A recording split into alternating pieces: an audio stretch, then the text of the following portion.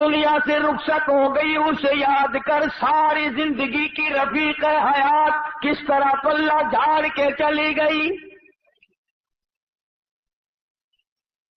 اگر وہ سب جا سکتے ہیں تو میرا تیرا یہ ٹھکانہ کیسے بن جائے گا؟ صبح نہیں شام، شام نہیں صبح، آج نہیں تو کل، یہ کام تو بھائی جان بننا ہی بننا ہے۔ قرآن کریم نے اسی لیے بار بار فرمایا آپس میں دوڑ لگی ہے مکانوں کی، آپس میں دوڑ لگی ہے دولت اکٹھا کرنے کی، دوڑ لگی ہوئی ہے مکان بڑے سے بڑے بنانے کی، بڑی سے بڑے گھر میں شادی کرنے کی، اور یہ دوڑ آج تک نہیں لوگوں نے لگائی کہ میں کروڑوں سال قبر کی زندگی جو بسر کروں گا اس کا میرے پاس کیا انتظام ہے۔ تانبے والی زمین ہو، سورج آسمان سے نکل کر سر پہ آ کے کھڑا ہو جائے، اس وقت کے بچاؤ کی کیا صورت ہے؟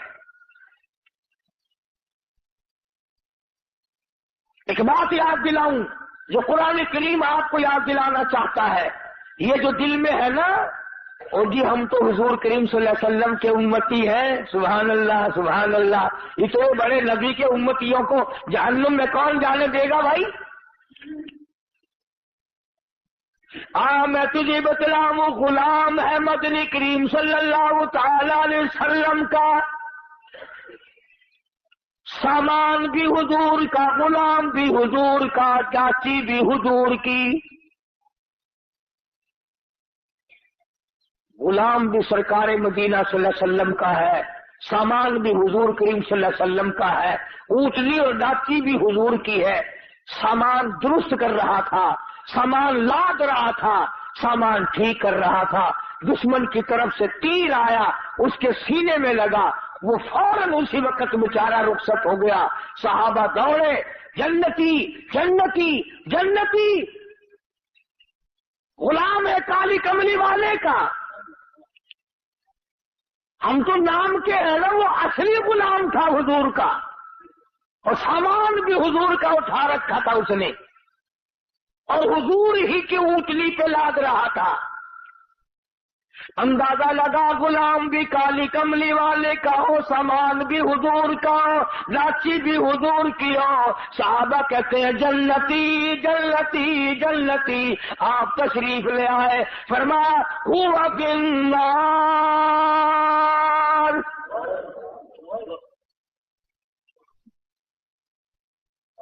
تو کس ملک میں رہتا ہے، کس دنیا میں رہتا ہے، کس دھن میں لگا رہتا ہے، کس مگن میں اپنے آپ کو برباد کر رہا ہے۔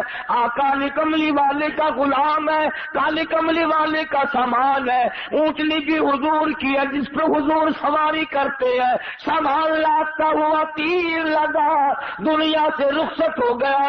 سب کہتے ہیں جنتی جنتی، کالی کملی والے نے آ کے فرما دیا ہوا فی النار، جہنم میں گیا۔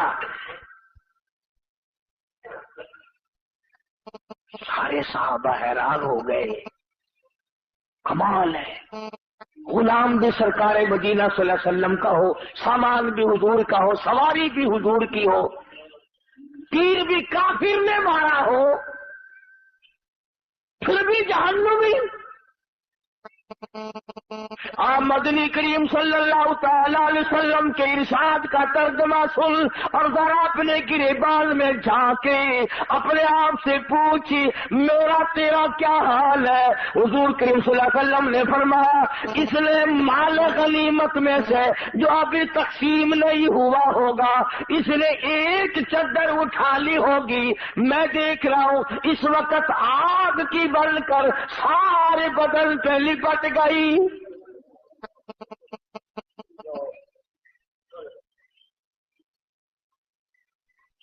یہ بات نہیں کہ آج ہی اس نے یہ کام کیا ہے، نہ جانے کس جنگ کے موقع پہ کیا ہوگا۔ یوں ہی ضرورت ہوگی غنیمت کا مال جو کافر چھوڑ کے جہاد میں جنگ میں بھاگا کرتے تھے، اسے اکٹھا کر کے حضور کریم صلی اللہ علیہ وسلم کے سامنے لایا جاتا تھا اور پھر وہ حصے کے مطابق تقسیم ہوا کرتا تھا۔ چنانچہ تقسیم سے پہلے اس نے ایک چادر اٹھا لی ہوگی، ممکن ہے یہ سمجھ کر اٹھائی ہو کہ مجھے ضرورت ہے چادر کی، کہ چادر پڑی ہے اٹھا کے اوپر کر لی، کوئی بات نہیں۔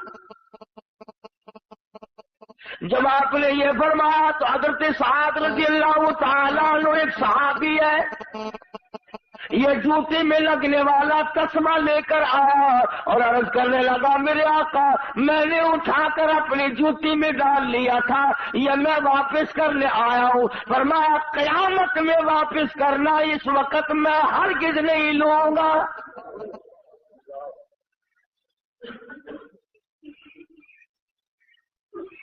یہ جو ہم رات دن دغا بازی، فریب بازی، جھوٹ بولنا، بدماشی کرنا اور اپنے آپ کو نئے لاڈ بنانے کی جو فکر لگی ہوئی ہے، اس کا ذرا انجام تو دیکھنا، بنے گا کیا؟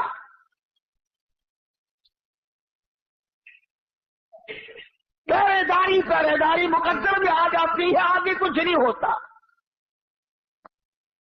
اور وہ کتنی ملعون شے ہوگی جس کے بارے میں خود ارشاد ہے مدنی کریم صلی اللہ علیہ وسلم کا، فرمایا الدنیا جیفتن طالبھا کلاب، فرمایا دنیا مردود ہے، دنیا کے طلب کرنے والا کتے کی طرح ہے۔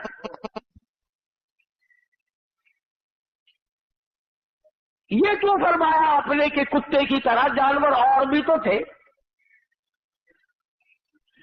اور جانوروں کی مثال نہیں دی اور جانوروں کے بارے میں کچھ نہیں بتلایا، کیا بات ہے کتے کے بارے میں کیوں فرمایا؟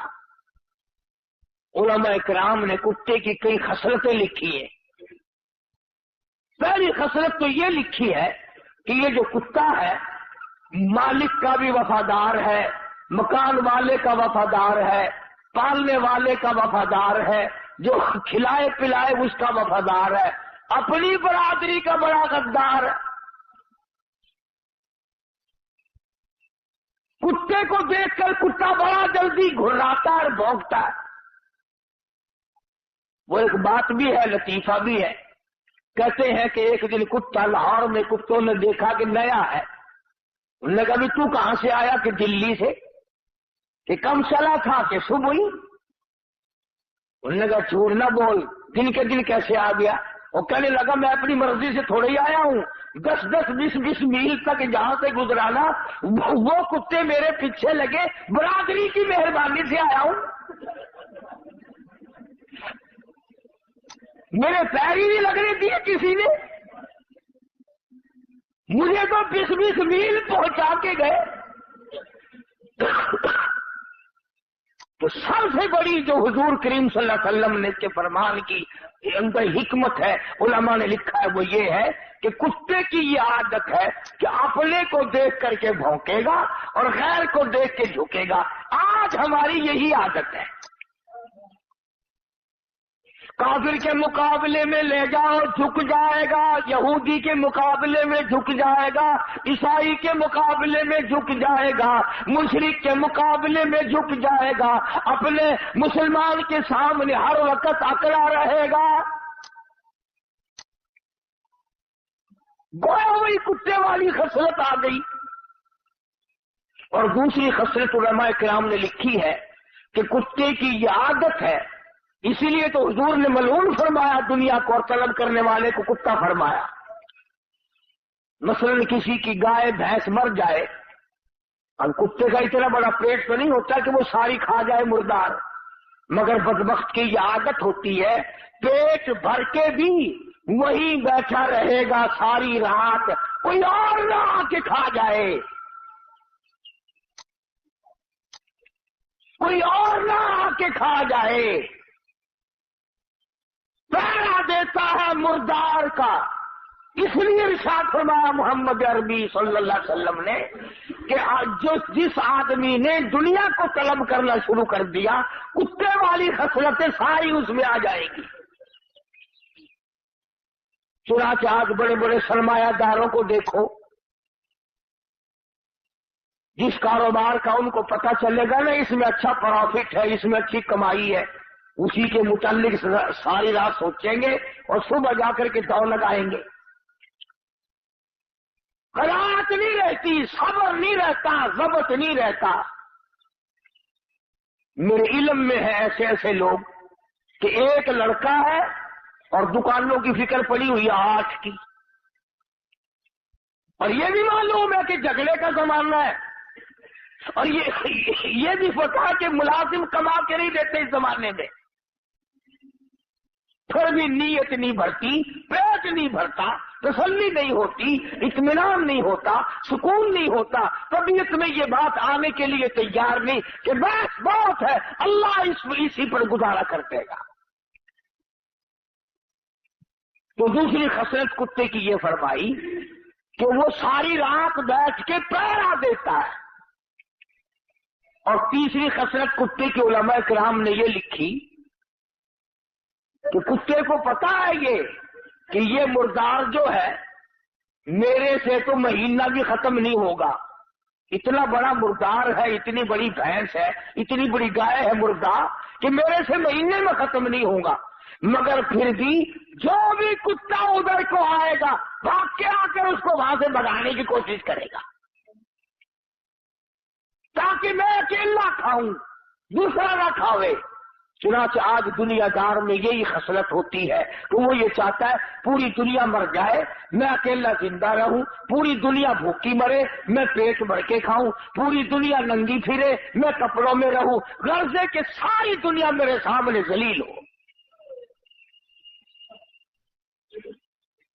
اس لیے ارشاد فرمایا مدنی کریم صلی اللہ تعالی علیہ وسلم نے اعلیٰ اس ناپائیدار دنیا کے طلبگار نہ بنو، اس کے پیچھے نہ لگو، اس کی جستجو نہ کرو، اس کے طلبگار نہ بنو، اس کی ہر وقت تمنا نہ کیا کرو، آرزو نہ کیا کرو. علماء کرام نے اہل اللہ نے اس کو ٹھوکر ماری، ان کی پاس مڑ مڑ کے آئی. اللہ والوں کی باتیں نرالی. حضرت مولانا محمد قاسم صاحب نانوتوی سب کا جو رحمت اللہ علیہ بہت بڑے عالم، بہت بڑے بزرگ گزرے ہیں. کسی آدمی نے آ کر کے پیش کیا کہ حضرت یہ روپیہ ہے، فرمایا میں تو نہیں لیتا. وہ جاتا ہوا جوتیوں میں رکھ کے چلا گیا. جب حضرت جوتی پہننے لگے تو روپے معلوم ہوئے. ساتھ والے مولوی صاحب سے کہا کہ مولوی صاحب جو ان کے پیچھے پھرتے ہیں ان سے تو یہ بھاگتے ہیں، اور جو ان روپے کو، دنیا کو، دولت کو دھکے مارتا ہے اس کی جوتیوں میں آ کے پڑتے ہیں، جوتیوں میں آ کے پڑتے ہیں. مولانا اشرف علی تھانوی رحمت اللہ علیہ کے پاس ایک آدمی آیا، بڑا امیر شیخ آدمی تھا، روپیہ بڑا کافی لایا، اور مولانا کو کہنے لگا کہ مجھے مرید بنا لو. حضرت نے فرمایا کہ میں مرید جلدی سے نہیں کیا کرتا، میرے ساتھ خط و خطابت رکھو، میرا عقیدہ معلوم کرو، مسلک دیکھو، میری کتابیں پڑھو چند دن، پھر آنا، پھر میں مرید کروں گا. یہ جو امیر لوگ ہوتے ہیں نا، ان کی کھوپڑی بڑی عجیب ہوتی ہے. اس کا وہ کہنے لگا کہ اچھا مولوی صاحب پھر نہ مرید بلاؤ، یہ اتنے روپیہ لایا تھا تجھے دینے کے لیے، ایسا مرید نہیں آئے گا جو اتنا روپیہ دے، ایسا مرید نہیں ملے گا جو اتنا روپیہ دے. تو اگر تھانوی رحمت اللہ علیہ نے فوراً فرما دیا جا چلا جا، تجھے بھی ایسا پیر نہیں ملے گا جو اتنے روپے پہ تھوک دے. مجھے کہتا ہے کہ ایسا مرید نہیں ملے گا، تو بھی چلتا چل، پھرتا چل، تجھے بھی ایسا پیر نہیں ملے گا جو اتنی بھاری رقم پہ تھوک دے. اور یہ تو اب آ کر کے غدر مچ گیا نا کہ پیر بھی، فقیر بھی، امیر بھی، غریب بھی، عالم بھی، مولوی بھی، حاجی بھی، غیر حاجی بھی، سارے کے سارے ایک ہی لائن میں لگ گئے ہیں. ورنہ ایسے بے تمام لوگ آئے، بے تمام لوگ آئے کہ انہوں نے دنیا پر لعنت نہیں بھیجی. خود مدنی کریم صلی اللہ تعالی علیہ وسلم کی ازواج مطہرات رضی اللہ تعالی عنہن اجمعین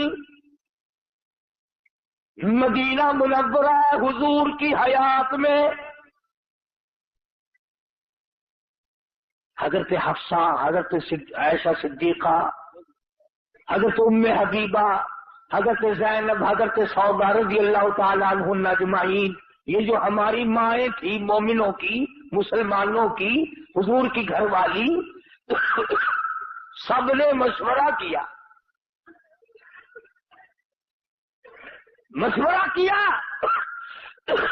اور کیسے مشورہ نہ کرتی؟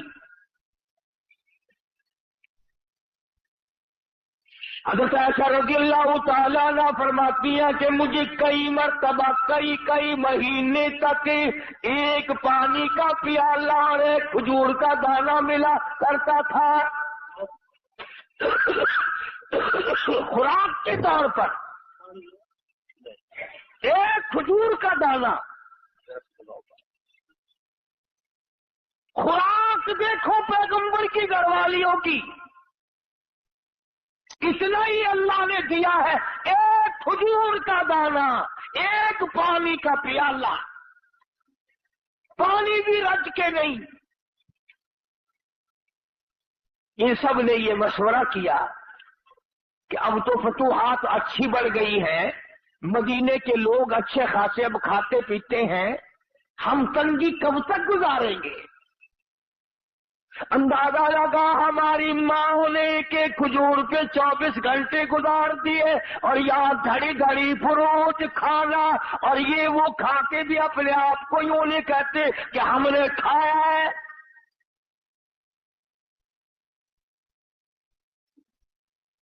پانی بھی چھٹی کا نہیں، کھجور بھی پوری نہیں، ایک کھجور کا دانہ ایک مائی کو۔ اور ایسا وقت بھی آیا کہ مدنی کریم صلی اللہ تعالی علیہ وسلم نے اپنے صحابہ میں جنگ کے موقع پہ جو راشن تقسیم کیا، ایک کھجور کا دانہ جس میں 3 صحابے شریک کر دیے، اس کو تینوں بانٹ کے کھا لینا۔